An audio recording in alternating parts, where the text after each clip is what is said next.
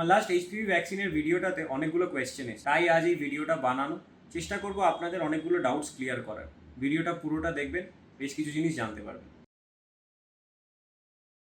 Definitely এটা একটা gender neutral vaccine এবং ছেলেদের এটা নেওয়া উচিত, কারণ এইচপিভি ভাইরাস ছেলেদের মধ্যে অ্যানোজেনাইটাল ক্যান্সার, অ্যানাল ওয়ার্ডস করে, এবং ছেলেরা যদি ভ্যাকসিনেটেড হয়, যেহেতু এইচপিভি ভাইরাস একটা সেক্সুয়ালি ট্রান্সমিটেড ভাইরাস, তাই মেয়েরাও অনেকাংশে প্রোটেক্টেড থাকবে।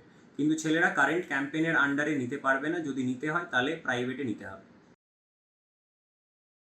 দেখুন, অলরেডি 50 কোটি ডোজ ভ্যাকসিনেশনের কিন্তু হয়ে গেছে, কিন্তু মেজর কোনো ডকুমেন্টেশন নেই যে খুব বেশি কিছু সাইড এফেক্টস হয়েছে। প্রাইমারিলি একটা হাতে ব্যথা হতে পারে যেখানে ভ্যাকসিন দেওয়া হচ্ছে, তাছাড়া অল্প আদ্রু জ্বর, মাথা ব্যথা, মাথা ঘোরা এগুলো হতে পারে, যেগুলো নিজের থেকেই সেটেল করে যাবে। আর ভ্যাকসিন নেওয়ার পরে 15 মিনিট বসতে বলা হয়, কারণ মাথা ঘোরার একটা সম্ভাবনা থাকে। তাই এই ভ্যাকসিন নেওয়া কমপ্লিটলি নিরাপদ।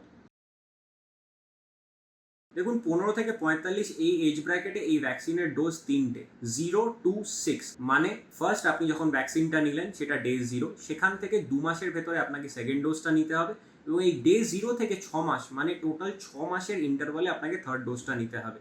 এটা যদি আপনি করেন তাহলে আপনি এইচপিভি ভাইরাসের বিরুদ্ধে মোকাবিলা করতে পারবেন। কিন্তু 30 বছরের পর থেকে আপনাকে রেগুলার প্যাপস্মিয়ার বা সার্ভাইকাল ক্যান্সারের স্ক্রিনিং কিন্তু চালিয়ে যেতে হবে, কারণ এটা নিলে যে আপনার ক্যান্সার হবে না এরকম কিন্তু কোনো কথা নয়।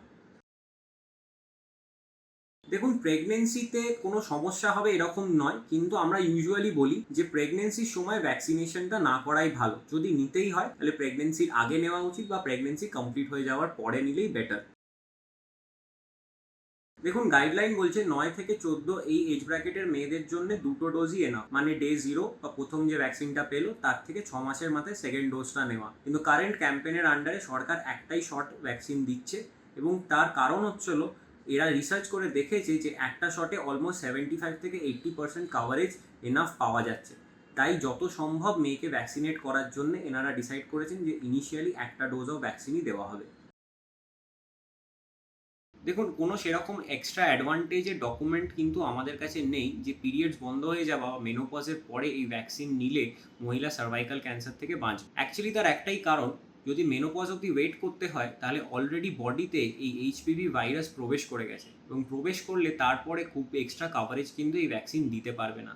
এর থেকে বেটার প্রত্যেক বছর সার্ভাইকাল ক্যান্সারের স্ক্রিনিং প্যাপস্মিয়ার করানো, যাতে যদি সেরকম কোনো সমস্যা হয় তাহলে সেটা আগে ধরা পড়ে এবং চিকিৎসাটা তাড়াতাড়ি করা যায়। ভিডিওটি সেভ করুন এবং শেয়ার করুন লোকজনের সাথে, যাতে এই এইচপিভি ভ্যাকসিন নিয়ে আরও বেশি অ্যাওয়ারনেস হয়, এবং পেজটিকে ফলো করুন আরও স্বাস্থ্য রিলেটেড ভিডিও পাওয়ার জন্য।